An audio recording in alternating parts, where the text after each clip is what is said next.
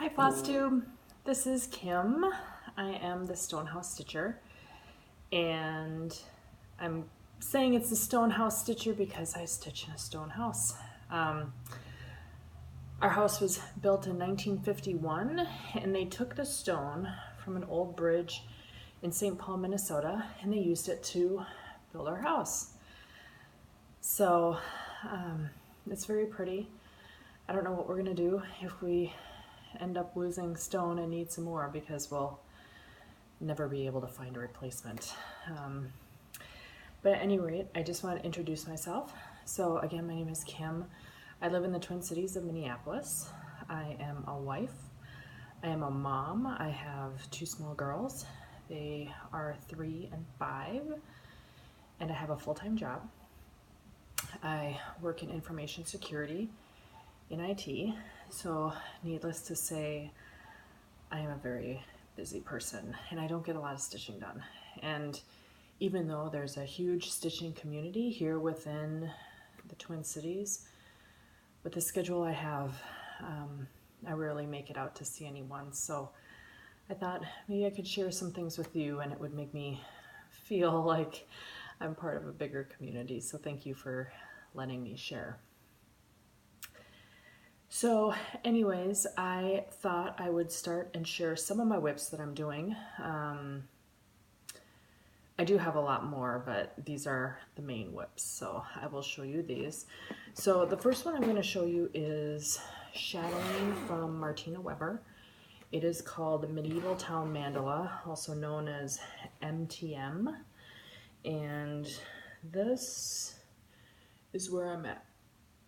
Hopefully you can see this. So to some of you that would look like it's done, but it is not. It is getting very, very close. So I have to finish some eyelets up here in this corner. I also have to do, in all of the buildings, I have to do specialty stitches and back stitches. So I'll give you a closer up view of this. But it is so close to being done. I have been working on this for 12 years, not all of it straight. And I want to get it done. It's my longest whip that I have in my stash right now, and I need to get it finished. And one of the issues I'm having with this piece, and I'm going to hear a lot of gasps out there in the internet world, is there is some yellowing to the fabric and some dirtying of the fabric. And thankfully, I was able to find a restoration and preservation cleaner here in the Twin Cities. I took this to see him, and he said he could get him out. So I'm very thankful for that, of all the work I put in. Even if he wouldn't get him out, I would still hang it with pride because it took so much work to get this done. I figure so a lot of museums take their material to him, and so does our hometown boy Prince, when he was still alive, would take some things to him, as well as some of the performing arts studios here in town would take things to get cleaned to him. So I feel like this will be in good hands. I'm just nervous about some of the beads. I hope they stay on. If they don't, I guess hopefully I'll have extras to reapply them. So the big crystals, I'll wait to apply those until he cleans it, but I'm very hopeful and thankful that he'll be able to do that. So that's that. The next project that I have is called Hannah's Brownstone by the Scarlett House. It's been out there for a little while. This is that. I also call it my bus project. So this is the project I stitch on the bus. I'm blessed in that I don't need a lot of lighting or magnification to do stitching. So I actually do this on the bus. This one, though, is a little bit more challenging. It's 36 count. This is where I'm at. Let me put something behind it so you could see it here. This is where I'm at with that. So one of my irritations or pet peeves is to see the fabric through the stitching. And since this is 36 count, I've been using one strand, and when you use the darker threads, you can see the background fabric, and I find that very irritating. And so I actually did a place of just 2 strands. I don't know how well you can see that, but it looks too thick and it looks too bulky. So I think I'm going to pull it out and just use 1 strand, as annoying as it's going to be to see the background fabric. I'm going to pull it out and just do 1 strand. So this you'll see slower progress on. I get pretty much 30 minutes to and from work to work on this a day. Sometimes I'm not in the mood to stitch, so I just stare out the window, but that's what I take with me on the bus. The last, I guess, in rotation whip right now that I'm working on, and I have to say that I was using this as my reward to get through MTM, was to start this project, but I couldn't stand it anymore and I had to start it. And I think you have all seen this one on various Flosstube videos, the Halloween at Hawk Run Hallow. And so, like I said, I couldn't stand it anymore, and I'm doing this on Legacy. And this is the most bottom right block, I'm sorry, the bottom left block with the skeletons. So I stitch in hand, and so for me it's easier to stitch from left to right since I stitch right-handed. So that's my start. I started it 2 days ago, so it's coming along. I'm getting a little sick of the color, but I gotta hang in there. That's most of this block, so I'm working on that. Some haul. I will move on to haul next. So I got some interesting little trinkets. I think there are more trinkets than actual patterns, though I do have one of those, a couple of those. So this is a clay accessories container or tin that I got, and this is from Fiberlicious Yummy Fibers, and she made that. Can you believe it? Isn't it gorgeous? I love it. And so what I think I'm going to do is I'm going to take some board and some fabric, and I'm just going to line the bottom of this tin, and I don't know what I'm going to use it for. I might just set it out for decoration. Oh, I love it. Isn't it beautiful? She handmade that. And she has other ones too. So that's that. I also am a huge Halloween fanatic. And so I got this lanyard, this Halloween lanyard that holds the scissors at the end. And I'm seeing if I like it. I don't know if I like it yet. Is it easier than just having my scissors sit out? I don't know. I'm still getting used to them being around my neck. I literally look for them still. So, you know, you've hit old age when that happens. But these are all, if you can see that, these are all little cute little Halloween glass beads. So I thought these were awesome. And I love Halloween because I've said that multiple times. All right. Then another little tool or trinket. So I saw this nifty little thing while I was at a stitching retreat in Dallas. There was a gal there named Suzette, and she had one of these.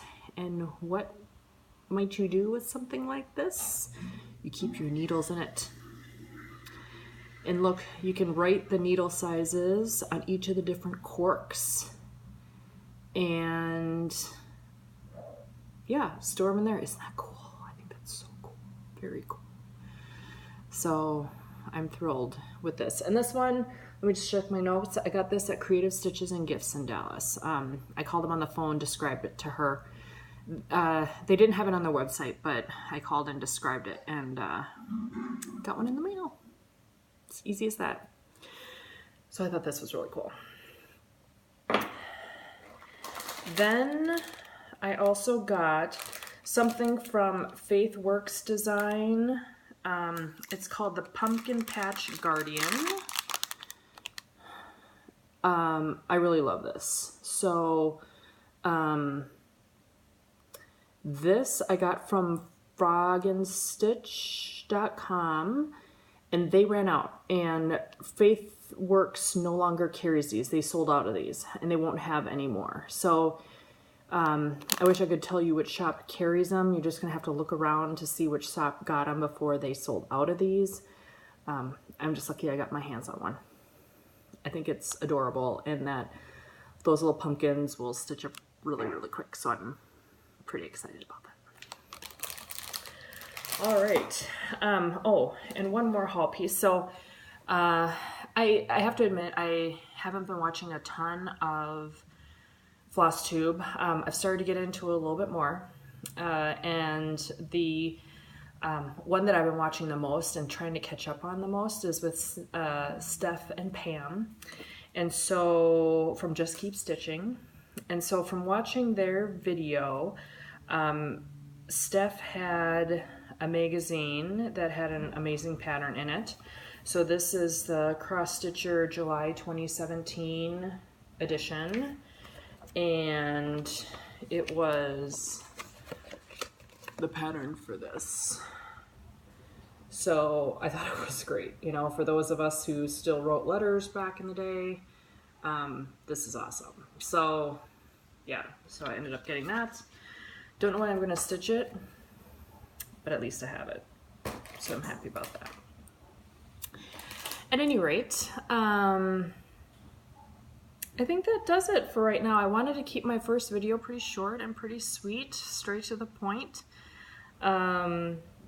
Next I'll be, you know, over the course of next week, I hope to continue to work on Medieval Town Mandala.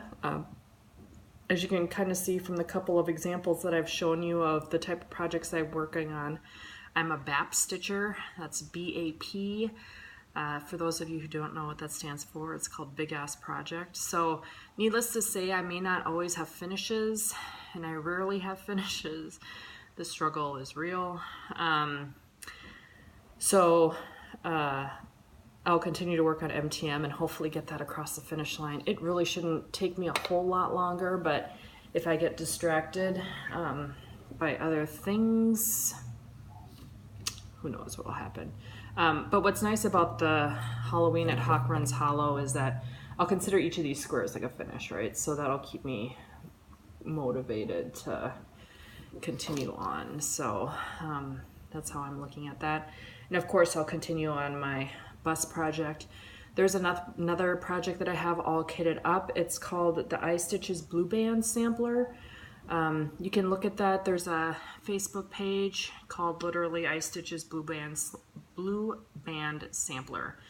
And you can take a look at that. I'm gonna, I think because I need another whip like a hole in the head, I think I'm gonna start that.